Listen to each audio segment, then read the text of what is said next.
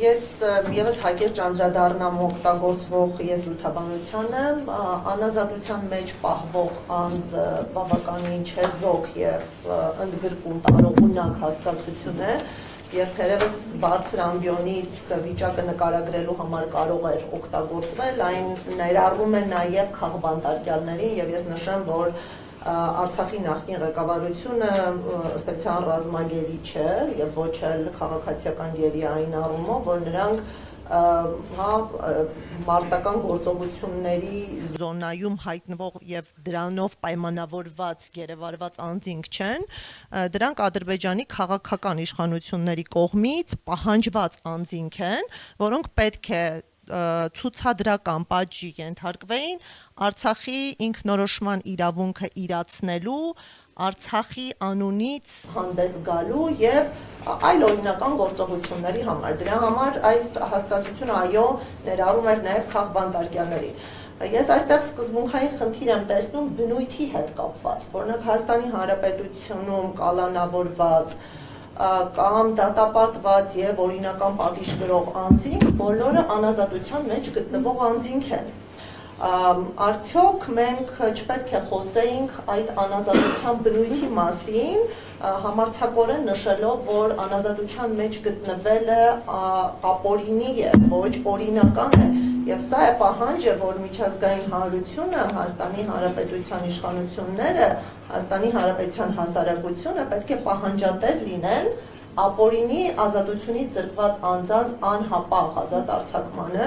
եւ կարծում եմ այս կարեւոր իրավական որակումը պետք է տրվեր նաեւ քաղաքական ամբիոնից եւ սա չանելն է, որ մեզ մոտ տարակուսանք է առաջացնում։ Հիմա եթե անդրադառնանք իրավական գործընթացների կարևորությանը, կարևորության բացահայտ ցուցանիշը այն է, որ խաղաղության նախաստորագրված տեքստում դրա մասին դրույթ կա։ Օրինակ հետ վերադարձի խնդիրը շատ կարևոր է Արցախահայության եւ հայության համար որպես մարդու իրավունք, վերադարձի իրավունքը կարևոր է ադրբեջանցիների համար, որովհետև կեղծ օրակարգ ունեն եւ ունեն արևմտյան Ադրբեջանի կոնցեպտ, որի շրջանակներում պետք է փոխեն նաեւ Հայաստանի դեմոգրաֆիան, բայց այս քաղաքական օրակարգով հանդերձ այդ հարցը այնքան չի կարևորվել, որ դառնա պայմանագրային դրույթ։ Բայց եկեք տեսնենք, որ միջպետական գանգատներից հրաժարվելը այնքան կենսական, առանցքային կարևոր հարցադրում է եղել, որի շուրջ տևական բանակցություններ են ընթացել եւ ադրբեջանական կողմը իր ողջ բանակցային ուժը օգտագործել է այդ դրույթը ամրագրելու համար։ Ադրբեջանական կողմի պահանջն էր դա կարծես, որ պետք է հրաժարվեն, այսինքն իրենց դիրքերը ամուր լինեին, դժվար կցանկանային այդ կռվանից հրաժարվել։ Այո, եւ ադրբեջանական կողմը ըստ էության երկու բան է արել։ Մեկը, որ գործադրել է իր բանակցային ողջ ներուժը, պարտադրելու համար միջպետական գանգատների հետ կանչ, եւ երկրորդը դա ուժեղացնելու համար նախաձեռնել է նաեւ արհեստական դատական գործընթացներ, որպեսզի եւս ճնշում գործադրի այդ դրույթը ամրագրելու համար։ Հիմա սա արդեն ցուցադրում է, թե Ադրբեջանի շահերը որտեղ են, որ կարող են վնասվել։ Այսինքն ցանկացած իրավական գործընթաց վնասում է Ադրբեջանի անվտանգությանը, որովհետև ճշմարտությունը դա չեզոքացնում է Ադրբեջանի ագրեսիվ քաղաքականությունը։ Ուստի մենք տեսնում ենք, որ միակ հակաթույնը այս ողջ գործելակերպի դա իրավականն է։ Եվ մեծ հաշվով Հայաստանի Հանրապետությունը չի կարողացել հաղթաթղթեր ունենալ ռազմական ոլորտում, չի կարողացել դա ապահովել քաղաքական ոլորտում եւ միակ ոլորտը, որտեղ մենք հաջողությամբ գործընթացներ ենք վարել, թե ընթացող միջպետական գործընթացներում եւ թե անհատական գործընթացներում, դա հենց իրավականն է։ Եվ մենք ստացվում է հետ ենք քաշվում մի խաղադաշտից, որտեղ հաղթող ենք եղել, եւ փորձում ենք մնալ մի խաղադաշտում, որտեղ մեզ շատ վատ ծեծել են։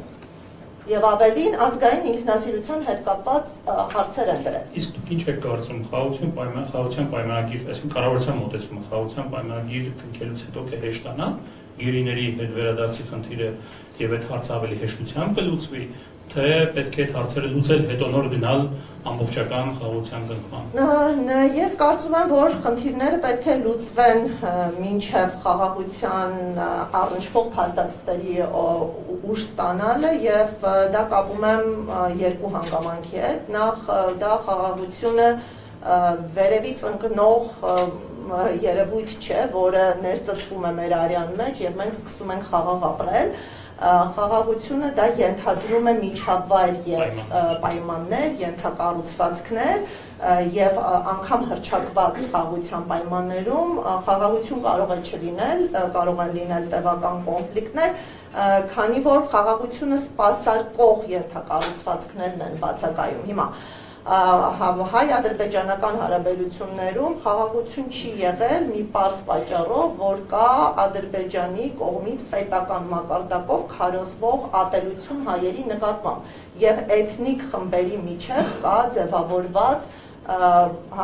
թշնամական հարաբերություն, ինչը հանգեցրել է այնպիսի արտակարգ զարգացումների, երբ ծանրագույն հանցագործություն կատարող անձինք ընկալվել են հասարակության մեջ որպես հերոսներ։ Մենք պետք է հասկանանք, որ այստեղ գործ ունենք աղավաղված հոգեբանությամբ հասարակության մեջ, որտեղ հերոսը եւ հանցագործը կարող են շփոթվել եւ նույնանալ։ Հիմա, որպեսզի մենք կարողանանք նման խեղում ունեցող հասարակության հետ խաղաղ ապրել, այդ հասարակությանը պետք է պատրաստել։ Այսինքն ոնց որ հասարակությունը պատրաստվել է թշնամանքի, նույնքան ժամանակ է պահանջվելու, որպեսզի հասարակությունը պատրաստվի խաղաղության եւ պատրաստման կարևորագույն միջոց մենք ընկալում ենք մարդասիրական խնդիրների լուծումը եւ դա պետք է կրկին թելադրվի Ադրբեջանի իշխանությունների կողմից, այսինքն մարդասիրական խնդրի լուծումը պետք է ցուցադրվի որպես խաղաղության վերականգնման, վստահության վերականգնման միջոցառում եւ դա փոխի հասարակությունների ենթագիտակցությունը, հավաքական ենթագիտակցությունը։ Սա կարծում եմ որպես օբյեկտիվ նախադրյալ եւ երկրորդը չմոռանանք, որ նախաստորագրված տեքստը չունի վերադարձի վերաբերյալ որևէ դրույթ։ Եվ ստացվում է, եթե Հայաստանի քաղաքականությունը անարդյունավետ է եղել վերադարձի հարցում, ունենալով իրավական գործիքներ, քաղաքական բանակցություններ եւ չի կարողացել ապահովել վերադարձը, ապա որքան է հավանականությունը, որ նույն այդ քաղաքականությունը կկարողանա ապահովել հայերի վերադարձը, եթե պայմանագրի դրույթ չի դարձել գերիների վերադարձը եւ պայմանագիրը ուժի մեջ մտնելուց հետո գերիները զրկվելու են իրենց իրավական պաշտպանությունից։ Արդյոք այդ ասիմետրիկ իրավիճակում ավելի վատ դիրքային պայքարով Հայաստանը կարողանալու է ապահովել գերիների վերադարձը։ Իմ խորին համոզմամբ գերիների հարցի լուծումը իրատեսականորեն կարող է տեղի ունենալ մինչև խաղաղության պայմանագրի ուժի մեջ մտնելը։ Եթե այդ կրիտիկական կետերում արդյունք չունեցանք, մենք իրապես այս անձանց թողնում ենք բարձր ռիսկային։